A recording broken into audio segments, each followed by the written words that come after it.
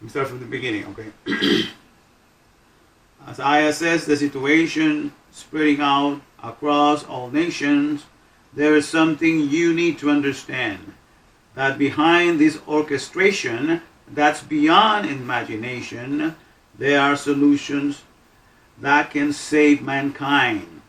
So come and join us in Cloud 9 with the COVID-19-MAN. Come on and join us in Cloud 9 with the COVID-19-MAN. So those are the words. So I remember them as I sing them. Because I keep repeating to myself, so they might come out better, as I'm singing right now. We'll see.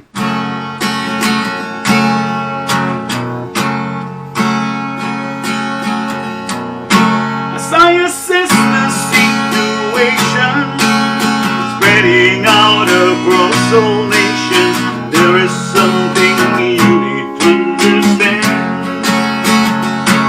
Now behind this orchestration that's beyond imagination, there are solutions that can save mankind. So come and join us in Cloud 9, where the COVID-19-MAN. Come and join us in Cloud 9, where the COVID-19-MAN. So come and join us in Cloud 9, where the COVID-19-MAN. Come and join us in Cloud 9, where the COVID-19-MAN. As I assess the situation spreading all across all nations, there is something you need to understand. Now behind this orchestration that's beyond imagination, there are solutions that can save mankind. So come and join us in Cloud 9 with the COVID-19-MAN. Come on and join us in Cloud 9 with the COVID-19-MAN. So come and join us in Cloud 9 with the COVID-19-MAN. Come on and join us in Cloud 9 with the COVID-19-MAN.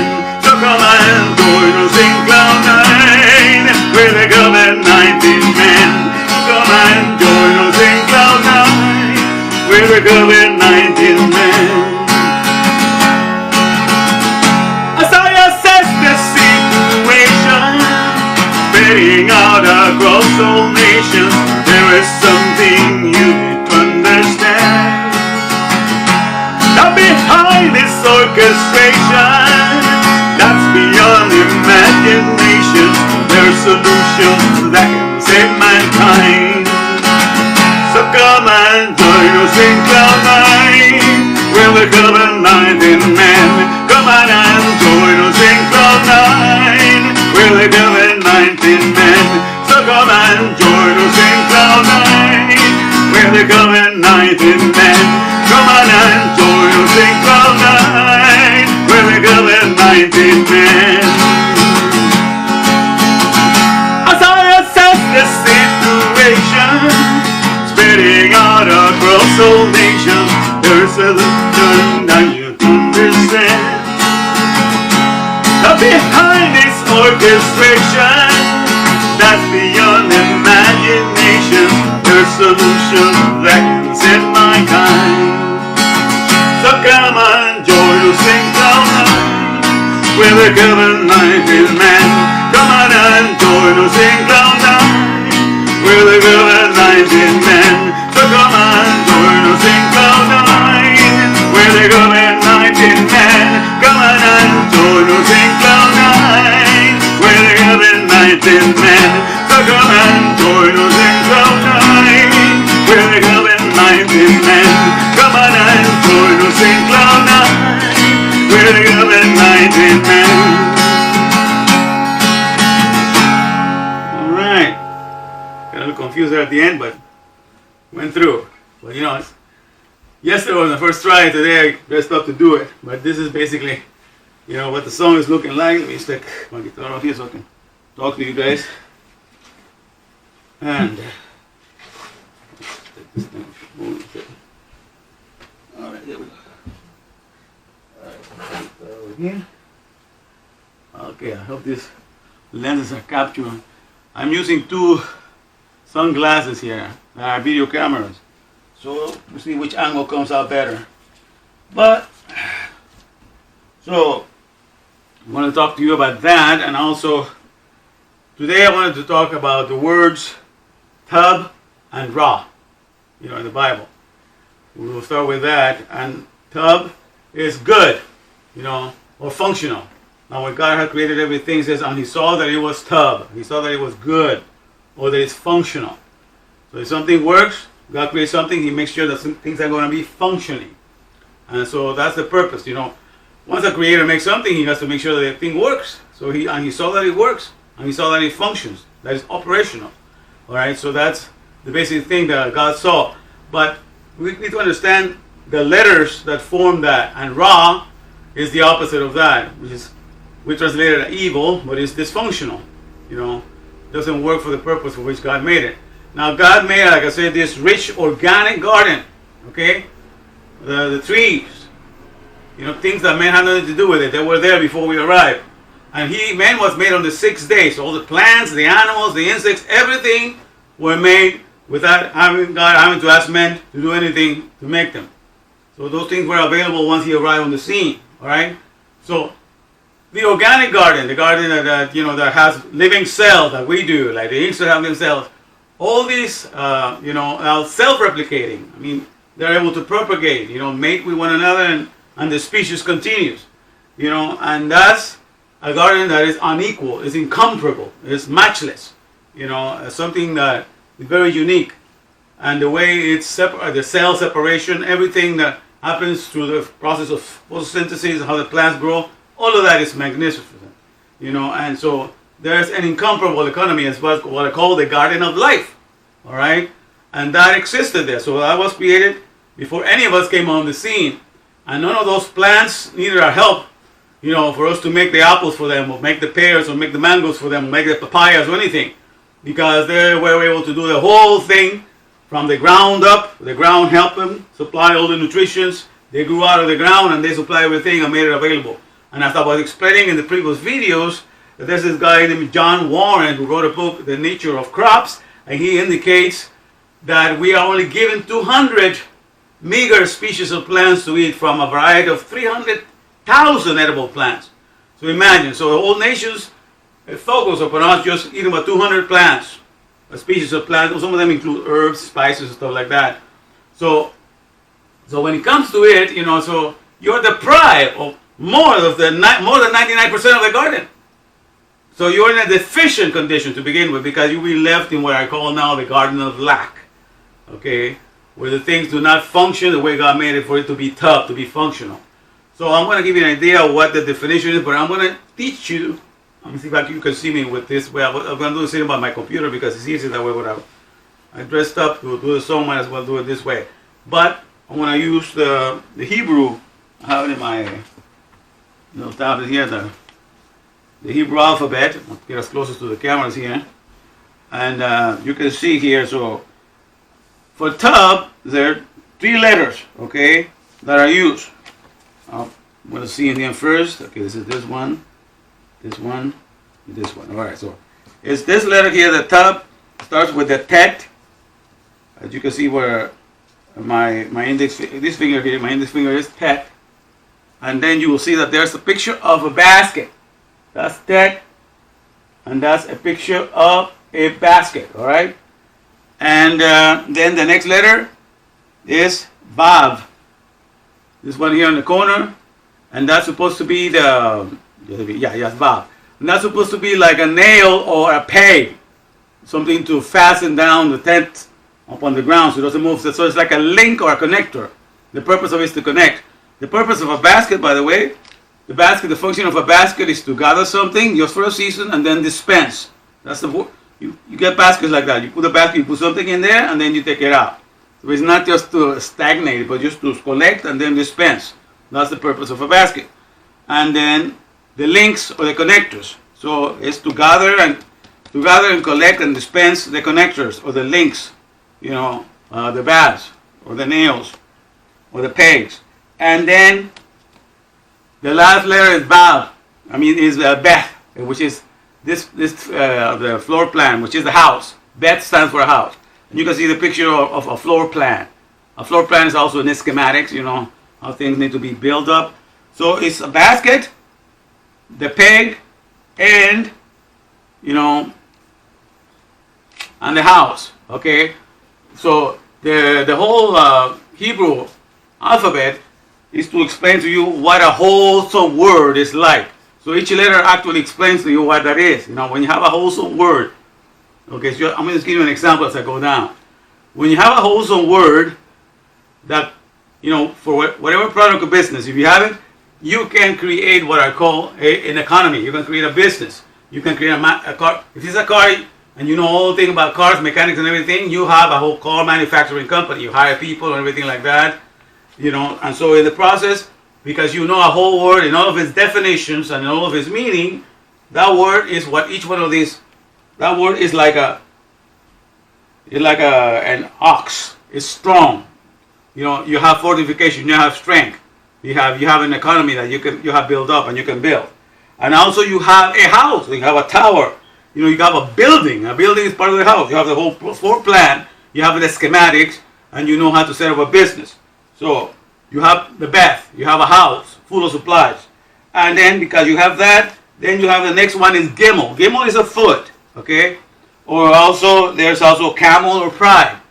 Because once you have strength, because you have a wholesome word completely, and then you have a house, because with a wholesome word is like you having a house that supplies, and a wholesome word is also like having a foot, but the foot here is like having a career. I like in Spanish it's carrera. Carrera has to do with your feet. You run, and that's what carrera is for the future. And so when you have a career, you can go places. So it's like also it's having like a camel, because in those days you had a camel. You're a person that got around.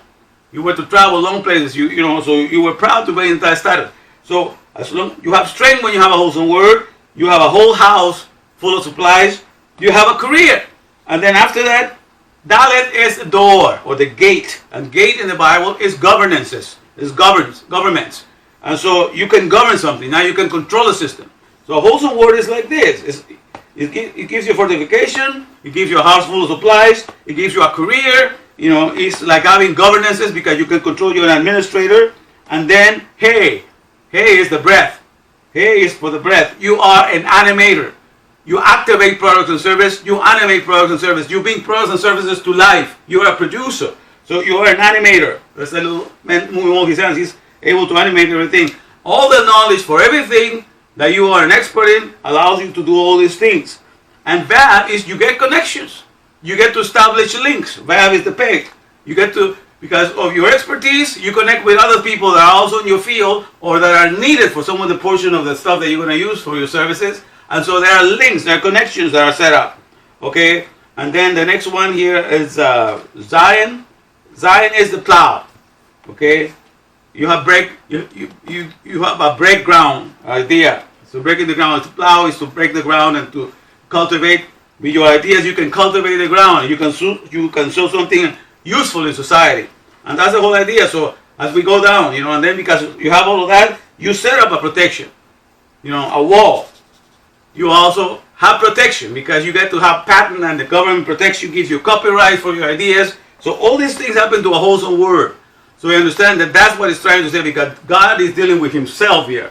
And he's expressing the only thing that he was trying to express at the time, because everything was made, understand, by the sixth day, everything you were made and everything had been made already. The only thing that I was concerned with is for you to transmit, his mindset. That's why he gave you a mind, so you can give 100% of your mind to him. He gave you a heart, so you can give 100% of your heart to understand him. And he gave you a will, so you can give 100% of your will. That's when thou shalt love the Lord thy God with all, that means 100% of your heart, 100% of your mind, 100% of everything. Not 1 little percent for something else. No, everything.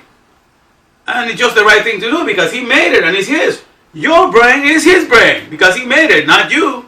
Okay, so when he's asking you to just put everything in his hands and just pay attention to him, it's nothing unreasonable. He's the owner of everything. He's the owner of every second in existence. I tell people, show me a second that you have created and you have patented. I'm gonna worship you for that. I'm gonna admire you for that. But we don't own anything. Okay, so he made everything. We were brought into his existence, you know, and everything was already made available. Okay, so the only thing there was that, because I tell people, words are basically used for three things, okay? To reveal the personality, somebody's character. In this case, it was God's business to reveal himself to us. So we understand his mindset, why he created things the way they did. And then, the other thing you use words for is to reveal products, how products are made, you know, how products are taken care of, the maintenance of products. And the third thing that the words are used is to tell you about programs. A program could be anything from a menu on a restaurant, that's a program, or, you know, the sequence of events at an event, that's a program, to a program in a computer. But everything that tells you how to run a service, that's a program. So the words is used for three basic things in society. In the society of, you know, of businesses, it's basically to reveal the personality of your boss, what he had in mind. So that's what creates a mission statement. So we're one mind with what his products is bringing out. So a personality, or to reveal a product, or to reveal the program. All right. In this case, God did not want us to help him with the garden. He made it all himself. He wanted to help him with the animals. Everything knew their place, you know, in the creation. The only thing we were here just to listen to his words so we would understand his mindset. Okay? So we were made basically with him just to reveal his personality. Okay? But there's a sequence of things. Okay? And the reason why I love the Torah, you know, and I love to be where it is with understanding it's because everything that is everything that runs society right now, even in the Garden of Lack, has to follow the order of the Torah. Okay, I don't care what kind of corporation you run, but you go by the order of the Torah. All right. I'm going to just mention the first 5 books. Genesis just means the beginnings. In order for you to start a service or product or a company, you have to have the beginnings of a product or a service. You have to give birth to an idea that gives you something that you're going to bring on to the market, right? Then the second one is the book of Exodus. Okay, after you come up with something that you're going to bring into the market, there's the book of Exodus. And Exodus in the Hebrew is Shema, which means the name, the book of names. Because right after you give birth to an idea, you have to name it, right? So you come up with a brand name, okay? You have to give it a brand name, recognition, something by which you will be recognized. And also, when I used to explain it before, just with Exodus, also you have to think of a way to send it out in the market, right? You're going to be sending it out. You have to have an Exodus for that thing. And also, so it's Genesis, Exodus, Leviticus. Leviticus are the technicians. So we're the guys, the Kohen, the ones that were going to be the priest and learn the word and pass it down to the people.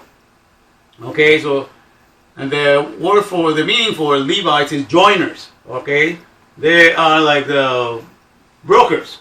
They take from one and give to the other. They're the middleman between, you know, the Creator and the rest of the people that were going to minister the mindset of the Creator. So they were the Levites, the technicians. So after you have a inception of a product, you give birth to a product, you name it, you have a brand name, then you train the technicians, all right? And then the book of Numbers. Because when you have all this product, you have to keep an inventory, you know. And, you know, and then when you have an inventory, and also, I believe in the Hebrew is the midbar, it's in the wilderness of the book. And one thing that you got to realize, in the workplace, every workplace that you're in, you're there to provide all your services, your skills, all the words and instructions of how to prepare a service, how to make it. All of that is your inheritance. So you're like the Levites. You inherit the word. The Lord is thy inheritance. When he said that in there, the word. The word is your inheritance. So every job that you go, you become a technician, you inherit the word of the manual and the service for that. That's why I say everybody has a little Torah to give. They have teachings, orderly, regulating all humanity. For anybody that's going to be hired for that company, there's a little Torah that needs to be followed. Okay? And everybody has it that way. You know, whether they understand that that's already set up in the Bible before they ever imagine that they have to follow that order, but it's there.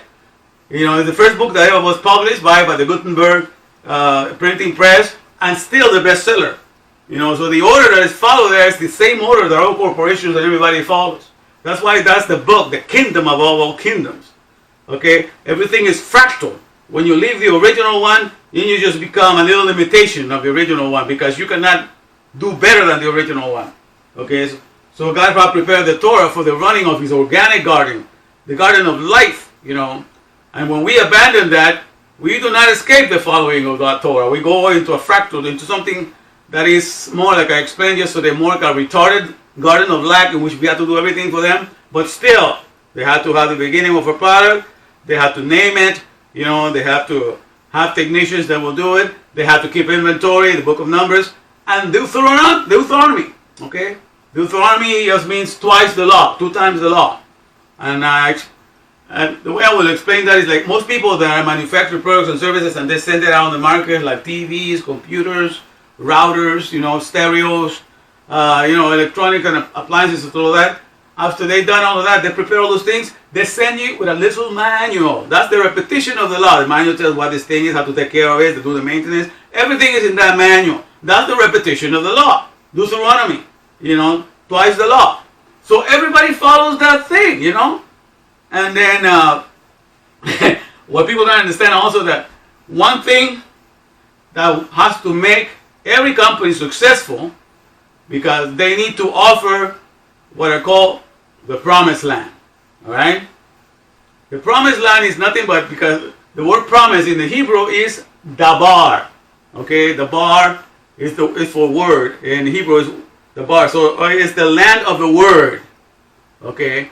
Because a promise is something that is going to be done. If somebody promised you something that is a faithful character, that means it's good as done. You know, you have the guarantee. So it comes to that. It's a warranty. Everybody that makes a product or service, especially ones that are manufactured, they want you to provide them a warranty. Are those all written contracts in which you're committing yourself to replace the product if it fails and stuff like that? You're giving a promise. That's your land of promise. You know, and everybody needs to see that warranty. And so, you know, inadvertently, everybody needs Israel, you know, because that's the land of promise. You know, and that's what makes you a king and a prince with the word. A prince with God, a prince with the judge of all the earth.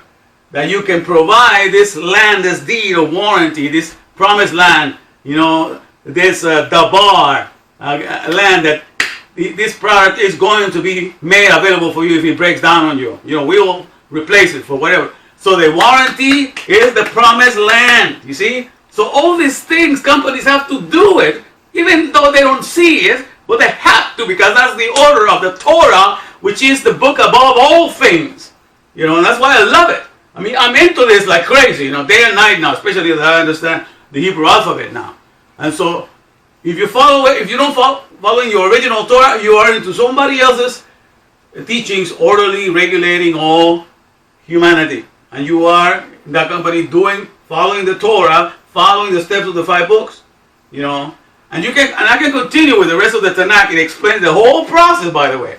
But I will take a whole different lecture here, because the next book is the book of Joshua, right? And Joshua means just he saves, he completes, he makes whole. Okay, Joshua is just like the book in Jesus. He saves, he completes, he makes whole. Okay, and he is the one that just comes and tells you to adhere, you know, to the word.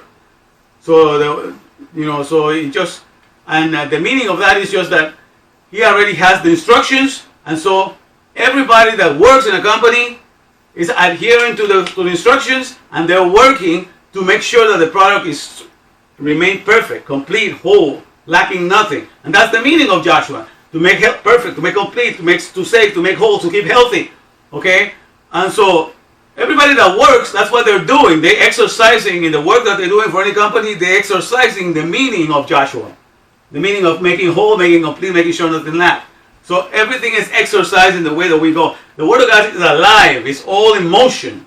It's not something that is, like that. So that's the whole idea. So I'm just giving you an idea why I follow the Torah so carefully now. To me, I want to memorize the whole thing. Hopefully, less than 10 years I hope to memorize it and know how to speak it in Hebrew. I really murder the language. I'm just into the meaning right now. I don't really speak it that well. But I want to. That's all part of my, my goals that I want to do.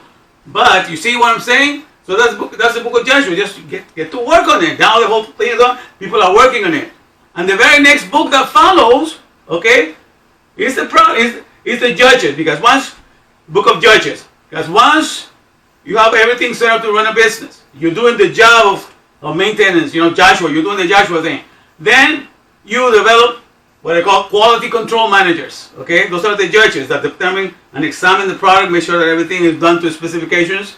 They call and make sure that you are running, adhering to what the instructions, adhering to your schedule. Those are the judges. But in this case, when we're talking about the Bible, since the one that created everything is Elohim, and that's the thing that in English we lose this because they're not consistent. And the Bible says in the beginning Elohim created. Okay, it's talking about Elohim is God. But when you go to the book of Judges, in Hebrew, the book of Judges is actually the books of Elohim. Elohim means judges, because God is a judge. He makes it, He judges what is good and right. So after the work, then with God he came the product. He was delivering himself, because he made everything to reveal his character and his personality. So after the whole product was made, the job started, then he manifested himself, and he chose 12 judges. Okay? In the book of Genesis, there's 12 judges.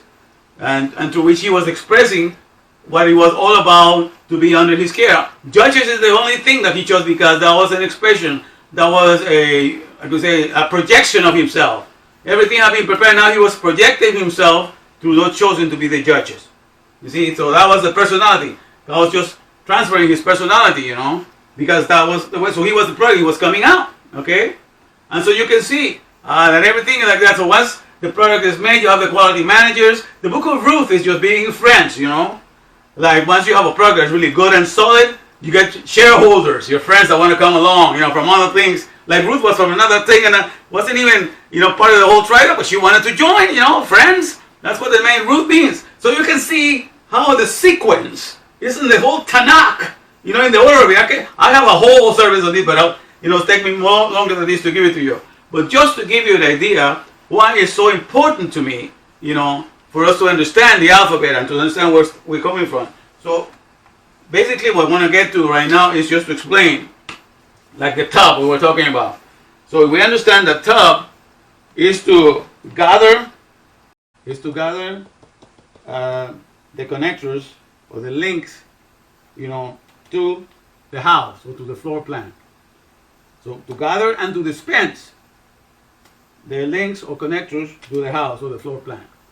So that's exactly what it is, because what you have to do in a company is you collect, you train the people, you give them the knowledge of how they run the product, how to run their service.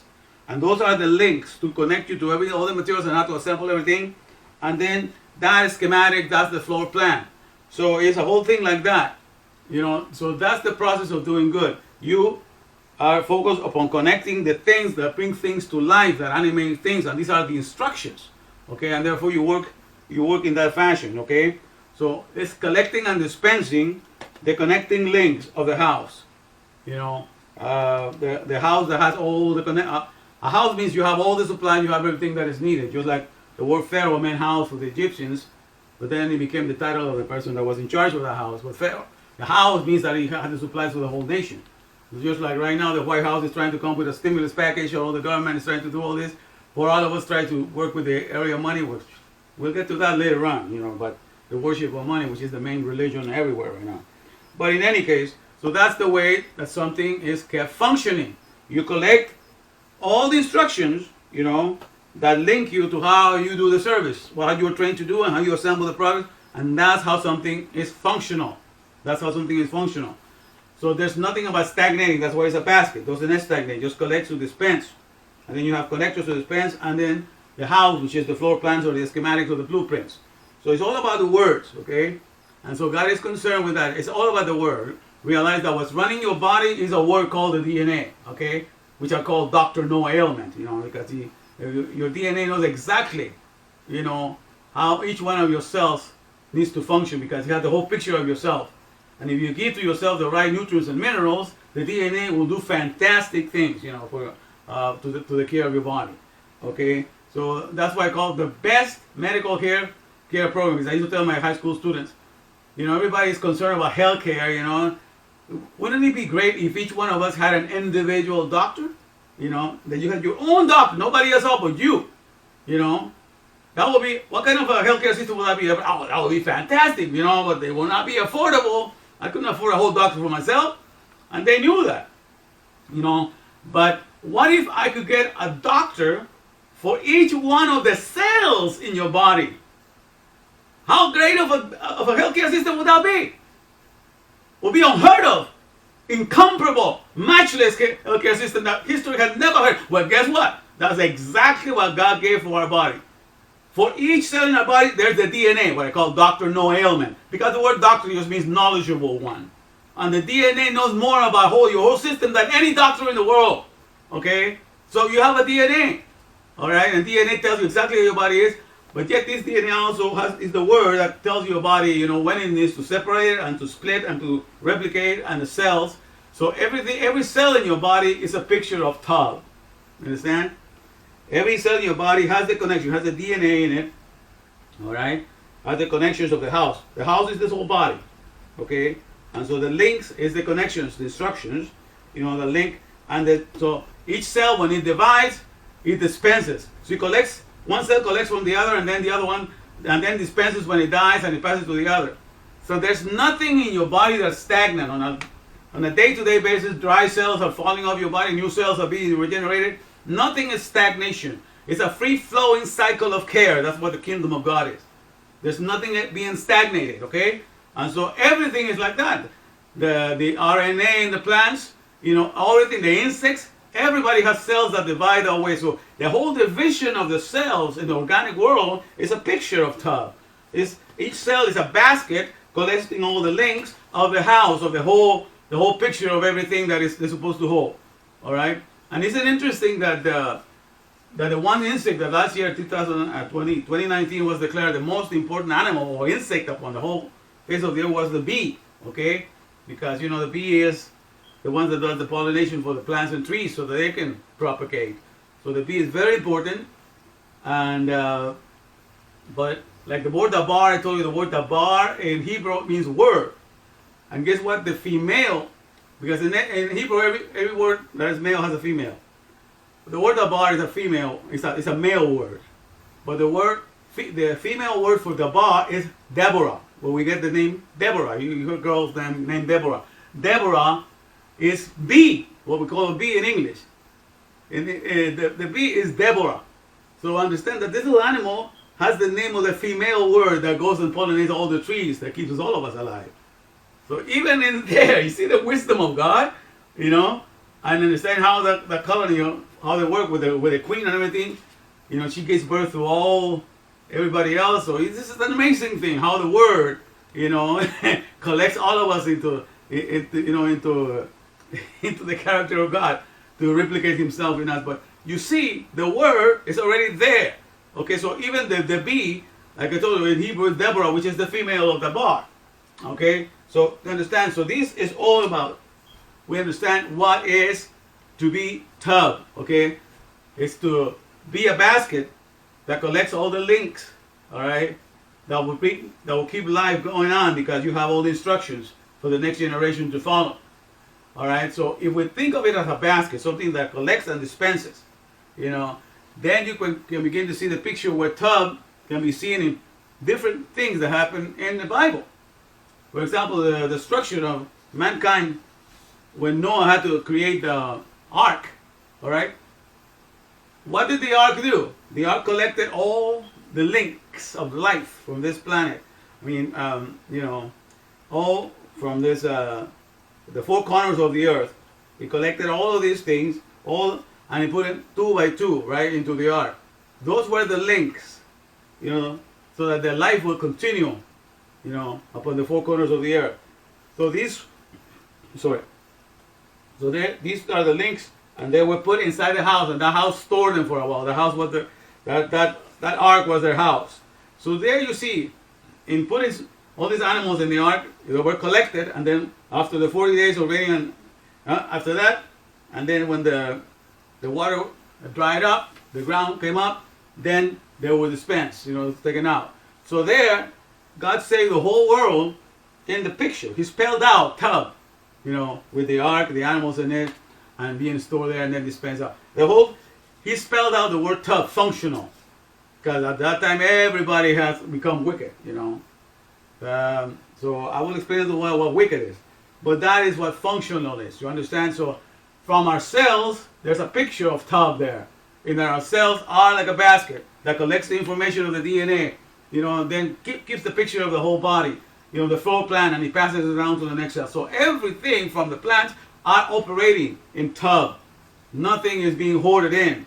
Nothing, everything is just giving of itself away for the next generation, and so so forth. That's what God saw, that everything operated in the tub, and in the tub mode, I would call it.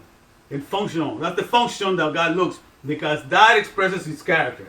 That he's not a God that hoards into anything. He keeps on giving of himself, and he wanted everything in creation to keep doing that.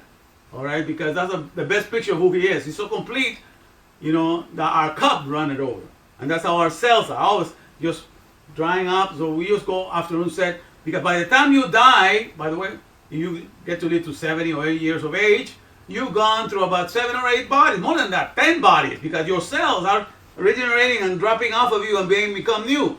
So those people that try to, to mummify themselves to preserve their body, they're only preserving the last body they had, because while they were alive, they went through about 10 bodies. And so if the body was that important to preserve, how come they didn't preserve all the 10 bodies they had while they were alive? You see, people don't think. Well, that's because they are not operating, right, in the mind state of the tub, of the basket that collects the goods and keeps them doing, because it's all a better expression, the best expression of who the maker of all is, who is complete. Okay, so that's where we are. That's the heritage that we had, that we were given. That's the healthcare system that we had to begin with. Okay, but no, we became so stupid that we went for the other one. Now I'm going to give you a picture of Ra, of evil. Okay, now Ra, so it's the picture there. You see in the New Testament also the miracles of the fishes and the loaves, because they give life.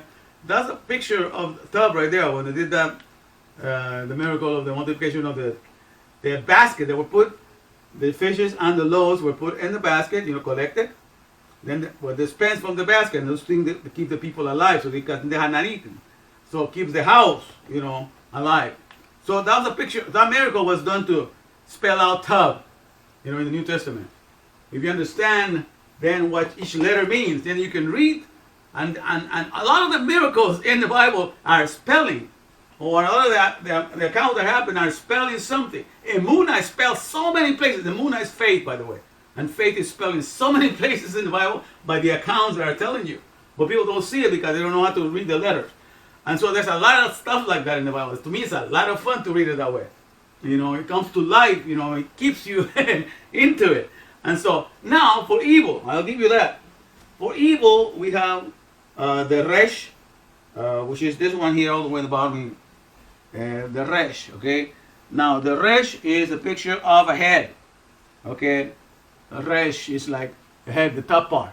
It just means priority. It just means the head or the main thing, or priority, or mainly, to want to emphasize something. So because the head is on top of things, so what stands out is the highest things from you. So it's the highest, the top, the head, the main thing, the first priority, all of that encapsulates the meaning of the word head. Okay? And then the next one is iron. Okay, iron is the eye. Oh, see that? See the eye here? Iron. So, the eye, by the way, is the king of the senses, because that's the one sense that we use the more. This one here, the eye. I'll get it here. The eye. So, is Resh, which means the head here, and the eye. So, it's Ra. Those are the, so you can see those are the letters for evil. So it's by saying it's mainly the senses. First thing, the senses. Okay. First priority, the senses. Okay. Watch something and enjoy. Now everything is there for you to enjoy it in your senses, to have a good time with it. So you want to use your senses, just to, enjoy everything in life. And that's basically, you're driven by that, just to be a consumer of the things that you see. And that's how we are trained in this society, is to basically just, the main thing is we are trained as consumers in this society that we live in right now. So this is the days of evil. So, but God has made everything for himself, even the evil days, as in the Bible. So even in the garden of lack, that is not like the garden of life, they have to follow, the Torah. So even though they stagnate the things, they do things, not to keep the ground circulating, but to stagnate things. They don't work in tub. They basically just for the sensation of something, to enjoy all the senses. They don't follow what makes sense, but just enjoy all the senses. So it's first your senses, or mainly your senses. Or first priority your senses, or above all your senses. So there's a head and there's the eye. And so you're basically in this world to enjoy everything that you see and everything that you tell you to point the fingers. Hey, something new, go try it and buy it and enjoy it as best as you can until you get the next upgrade. And so that's basically what it is. And that's something evil because it doesn't make you a person that retains, the knowledge of how to keep things alive and keeps them going. You're just there to devour them. And that's how it started in the garden with Eve. And she saw that the tree, was good to make one wise. Because the serpent convinced her that, that because in the garden, God was giving her the mindset to understand he was the producer and he was going to manifest himself in them. Okay? But the idea of, the thing that does not exist in the garden in the beginning was the idea of being like a God in the area, on the field of consuming. Because that's what the devil introduced. Look, all the production is there, but look, you can come and consume, become a consumer and make a name for yourself as a God, by being a consumer, and this is the mindset right now. He's got the most toys win. He who's got the most consumables is the greatest and what have you. And that's the way that society is run by now, And so the whole idea is just to consume everything away. And so in that area, God already had made everything, so it was easy to go get everything and tear down the trees, make your own castles, make your own thing, and just build things all around it. So we are the first ones that graffiti all of God's nature. We went and put our own stuff there. We turned things upside down, we knocked this and that, destroyed these rivers here, did it our own way, and we put our name. Now this is mine because I made it look the way I want to. So we graffiti the whole, and then we create our own inventions, This one thing I know that it says Solomon, that God made man righteous, but he saw many inventions. He's made him upright, perfect with him. But he saw many ways to distract himself away from him. And that's what we have. We are in the distraction period right now. And so Ra. But Ra was a picture of that. Where can you find a picture of the head on top, and the eye? Okay?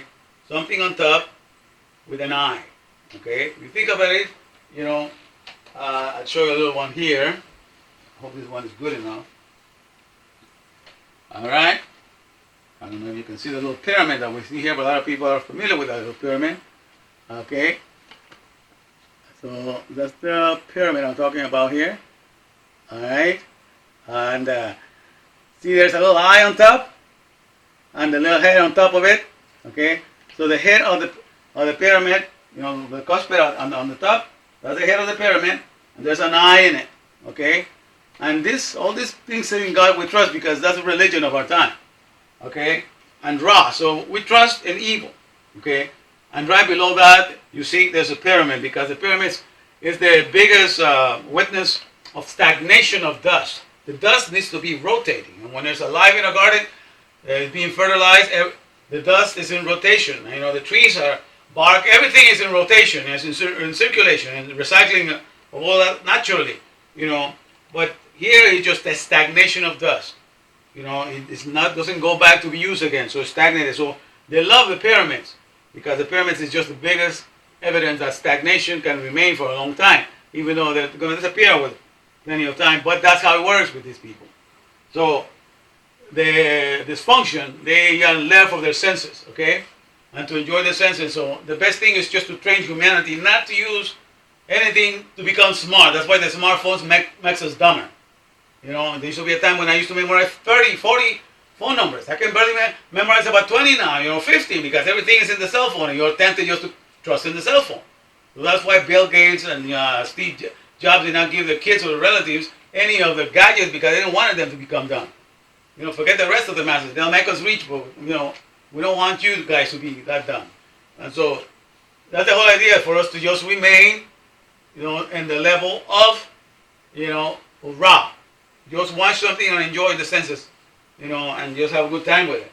Okay, so this is basically what I'm talking about. So that's the whole idea that I want you to know, that I want to be sharing with you little by little as the time goes, And so I started today, and I hope you get a little bit of understanding of what I'm doing, because what I want to do, I'm going to end up with the ark here, going back to Noah, because we are in times of great confusion right now. All right, the COVID-19 virus is just driving a lot of people crazy.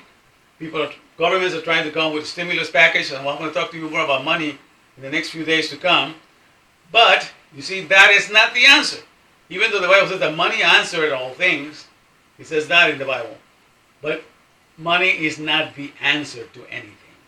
Money answers all things because we have given it so much value. We have attributed so much value to a piece of paper or to some metal that we think that is the answer to all things. But that's because we are stupid and we have deceived ourselves.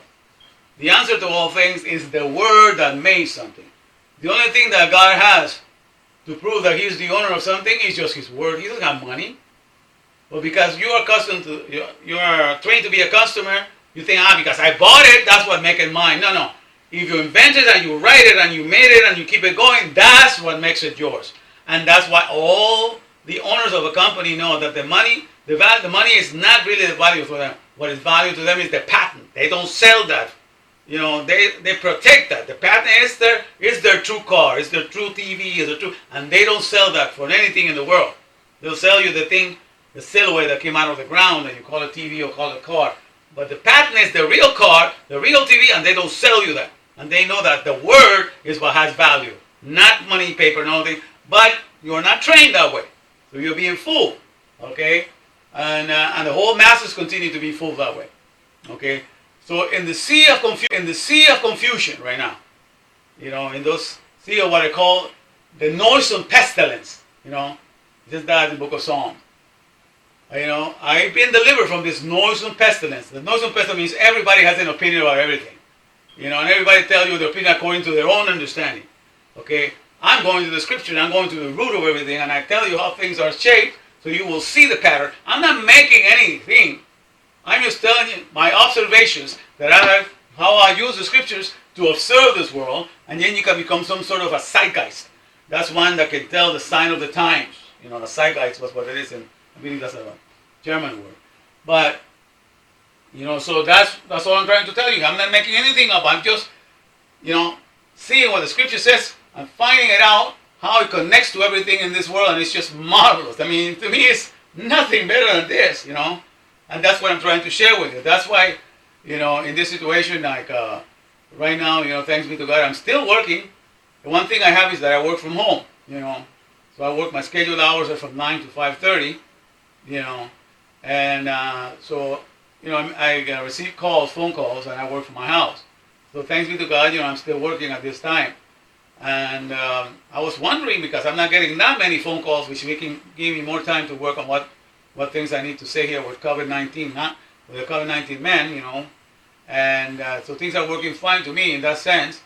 But I was a little concerned that maybe they're going to cut my hours, because I used to get a lot of calls every day, and that's not been that many calls, And so, but today the company, the president of the company sent a letter to all the workers saying that they're going to remain open the whole time, fully functional, because even the other translation companies are going under, and they are coming into my company, because my company is the oldest translation company. They're the first one that started in Monterey, California, and still going on strong. We translate for over 240 languages in the world, and they have more than 10,000 home interpreters. I happen to be one of them. And so I was reassured, that God is taking care of my situation right now. But since the calls have dwindled down, that gives me some time, to be working on topics that I can share here with you. And I can see some people are really responding to this. They're getting a little bit of understanding, and that's the whole idea. Because wisdom is the principal thing. So get wisdom, but with all thy getting, get understanding. And that's the whole idea. I want to give you something that makes sense to you, so that you realize why the world is where it's at right now. Okay? And to me, these are baby stages. We have not learned to steam the word in its full capacity yet. Okay? And that's what I want us to learn. The problem with mankind is not what they call self-esteem, but it's that they have a low esteem of all that the word can do. Because they just want to use the word just to be beggars and ask for things in this world. No. Okay? We are here, If you learn the word to make you a producer, you're on top of the beggar. Okay? So you want to keep using words that will make you be producers. Not make you just be, an echo chamber just to offer the name of a product or service. Okay, so that's the whole idea. So we're going to raise the esteem of the word to the highest and to remain it there so that the word that goes out of us is a word that is full of power, is a word that invigorates, is a word that animates, it's an anointed word. It's a word that is king. Okay? That's what I want. I want the employment of the word to go out as a king. The word is the Messiah. Okay? And the word needs to be employed as the anointed one. The word is the Messiah. The word needs to go in the state of authority, in a state of king, in a state that it can be a producer, and that's my aim, to guide the word in each one of us to come out that way. Because the word that's in us has to reflect the character of our Maker. Okay, so that's the whole point of this whole thing. And we're going to get into this little by little and more as we go. All right, so hope you enjoy.